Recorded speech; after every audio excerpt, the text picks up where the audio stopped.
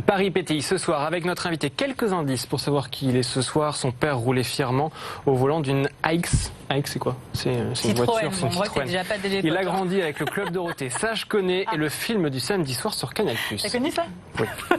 Cartman présente son spectacle, c'est One au théâtre Trévis dans le 9e arrondissement. Il nous raconte son histoire, seul sur scène. On le retrouve dans un instant. En attendant, regardez cet extrait.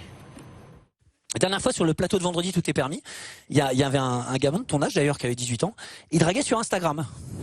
Et le mec, bon, il fait pas de texto, hein, il envoie des smileys. C'est comme ça qu'il attaque. Démarre smiley avec les cœurs dans les yeux. La fille, elle répond smiley avec les mains en l'air, comme ça, vous voyez lequel? Là, il envoie aubergine. Et elle répond danseuse de flamenco. Moi, je me suis dit, c'est pas possible, il joue à pyramide ou quoi? Je comprends rien. Bonsoir Cartman. Bonsoir. On est ravis de vous avoir sur le plateau de Bonsoir Paris. Vous présentez One jusqu'au 4 janvier 2020. C'est au théâtre Trévis dans le 9e arrondissement. Tout à fait ça. Alors c'est pas tout à fait Cartman qu'on reçoit ce soir, c'est Nicolas Bonaventure dans ce spectacle. On parle de vous. Sacrée pression, on imagine? Ouais, pas mal de pression, mais c'est assez marrant parce qu'en fait, c'est une pression qui est un peu positive, c'est une pression qui est moteur en fait. Ouais. Moi, j'ai passé beaucoup de temps à me cacher derrière des personnages, des perruques, à être un peu le poulain des émissions en fait, et des animateurs avec lesquels je travaillais. Et c'est vrai que ça faisait un moment quand même que j'avais envie de monter sur scène, mais voilà, j'avais un agenda assez rempli, donc je pouvais pas le faire. Et là, l'opportunité s'est présentée, j'ai pas hésité, j'ai foncé. C'est le bon moment donc de vous découvrir, de vous présenter vous-même sur ce spectacle où vous parlez donc de votre vie, de vos références notamment, très 80s, 90s. On a vu sur le dossier de presse notamment beaucoup de très belles images. On aurait cru feuilleter un album comment ça s'appelait? Star 80, Star Club, Star Club, bien sûr. Les fiches chansons mais et c'est tout, exactement ça la vos couverture. Chaussures, c'était à peu près d'époque. Hein. J'ai l'impression que vous avez trouvé, j'aime beaucoup. Mais je sais pas, à 40 ans, c'est un truc. Moi, j'ai 40 ans, donc 40 ans, c'est un âge où on essaie un peu de revivre son adolescence, j'ai l'impression. Et il y a un peu de ça, un peu de nostalgie dans votre spectacle? Bien sûr. Ouais, mais c'est de la nostalgie en même temps. Et en même temps, si on prend factuellement les choses, on se rend bien compte que quand même c'est beaucoup plus simple aujourd'hui qu'il y a 20 ans. Mais il y a cette nostalgie toujours, des petits moments, des petites choses qu'on avait. Moi, j'ai toujours eu l'impression que les objets duraient plus longtemps à l'époque, c'est vrai, c'est la vérité, que le temps était peut-être un peu moins, on avait la sensation que ça allait un peu moins vite. Toutes ces choses-là, ça fait partie de la nostalgie. Après, factuellement, on est bien mieux aujourd'hui avec un GPS plutôt qu'avec une carte routière. Quoi, ouais, c'est vrai, c'est vrai. Alors justement, l'âge, vous en parlez beaucoup hein, dans ce spectacle que vous présentez. 40 ans, ça on l'aura compris. À 40 ans, on joue à la PlayStation, mais pas que. On a aussi une vie qui est bien différente qu'il y a quelques années. Quel est votre quotidien de Parisien, par exemple? Ah, mon quotidien de Parisien, alors, il est un peu compliqué. Vous savez, par exemple, j'ai eu rendez-vous chez l'urologue récemment. Voilà. Je me dis, voilà, c'est sympa. Hein. Ah, ça, ce qu'on n'a pas à 20 ans pour le coup. Non, ce qu'on n'a pas. Ah, normalement, non. C'est même quand vous êtes ado, si quelqu'un s'intéresse à votre prostate, normalement, faut appeler la police. Voilà, faut dire non. Mais non, vraiment, c'est un truc de quadra. Moi, j'ai une vie de quadra de ma génération. C'est-à-dire que à la fois, je sais aller sur Insta, je sais aller sur Facebook, mais Snapchat, par exemple, je comprends rien du tout. Et ben, ma limite, elle est là. Voilà. Donc, et je suis perdu entre ces deux univers-là qui sont un peu toujours le jeune. J'ai toujours une PlayStation à la maison, mais il m'arrive des trucs de quadra dans ma vie. Et moi-même, je les subis. Voilà. Alors, ça fait déjà très nombreuses années qu'on vous connaît, que vous nous faites rire. Ça a commencé à la radio. Moi, j'écoutais à Europe 2 à l'époque. Ah ouais, bah ouais. Avec, oui, voilà. Et puis, depuis, vous avez fait de la télé, notamment. Et on apprend que cet amour de l'humour, en tout cas, dès que vous le pratiquez, c'est depuis les bancs de l'école. Hein. Vous aimez plutôt faire rire que travailler à l'époque. Alors, moi, j'ai été chauve à 14 ans. J'étais pas le beau gosse de la classe. Donc voilà, j'étais pas le sportif non plus, et j'étais pas celui qui chante bien ou qui joue bien de la guitare. Donc il a fallu que je trouve un truc pour séduire les filles. Et l'humour est arrivé assez vite. Et je me suis rendu compte en fait assez rapidement que l'humour c'est quelque chose quand même qui désarme facilement. C'est-à-dire quand même vous avez vu la carrure que j'ai, bon vous imaginez bien les bagarres que j'ai pu faire. Voilà, c'est un truc en fait qui est assez puissant finalement de manier les mots. Moi j'ai une mère qui était bibliothécaire qui m'a mis dans les livres et pas que les livres sérieux, dans les BD, dans plein de choses et tout. Donc voilà, moi j'aime l'argot, j'aime travailler avec des mots un peu précis et tout. Et donc c'est un truc qui m'a assez vite fasciné. Et l'humour c'est vraiment une extension pour moi même de la littérature. Il y a beaucoup d'humour dans la littérature, beaucoup d'humour dans la BD, beaucoup d'humour dans la presse. Donc moi c'est un truc que j'aime bien manier, que j'ai aimé manier très tôt. Donc c'est pour ça que c'est venu presque naturellement quoi. Oui, presque naturellement, ça se sent sur scène également. Alors c'est vrai qu'on vous a beaucoup vu à la télévision, d'abord avec la méthode Coé, puis Touche pas à mon poste. Vous avez créé ce personnage de Sébastien Patoche il y a quelques années.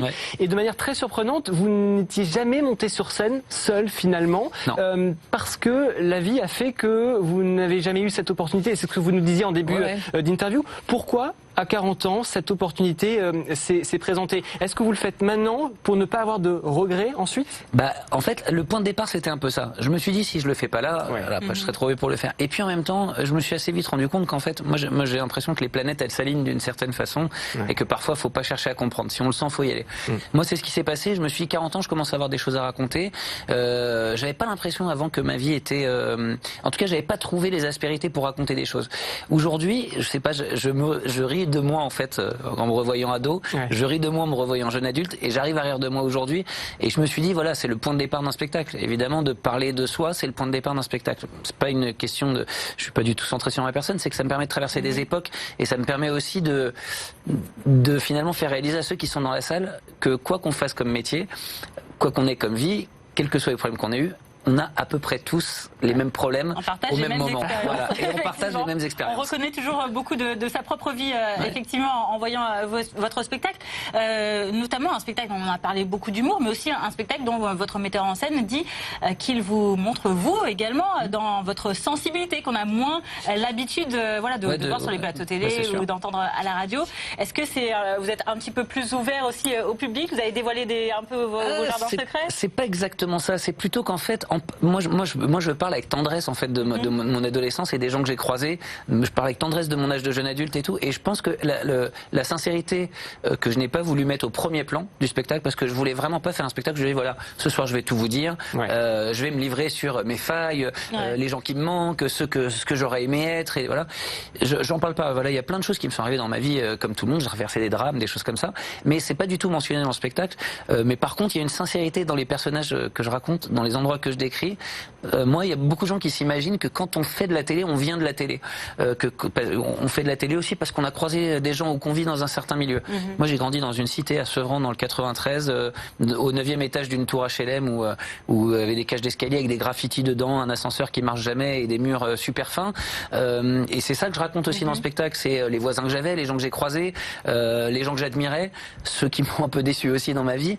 Voilà. Et je pense que la sincérité, la porte que je n'avais pas ouverte avant, qui était celle de me raconter moi, elle se fait beaucoup au travers des histoires que je raconte. Et quand le spectacle se termine, j'espère qu'on se dit voilà, je suis venu pour voir Cartman et je repars en ayant rencontré Nicolas Bonaventure, qui est mon vrai nom. Voilà. Donc ce spectacle avec un franc succès dès les premières dates. Vous êtes bientôt à l'affiche de Divorce Club, le prochain film de Michael Youn, avec également du très attendu Comment je suis devenu un super-héros. Vous préparez également votre propre long métrage. Est-ce que c'est une nouvelle facette de votre vie là aussi? Est-ce qu'il y a une histoire de regret ou c'est là les opportunités de la vie qui font que... Il y a un peu de tout. En fait, j'ai écrit plusieurs scripts avant ça qui ont jamais vu de jour. Et pourtant, je travaille avec des producteurs et tout ça.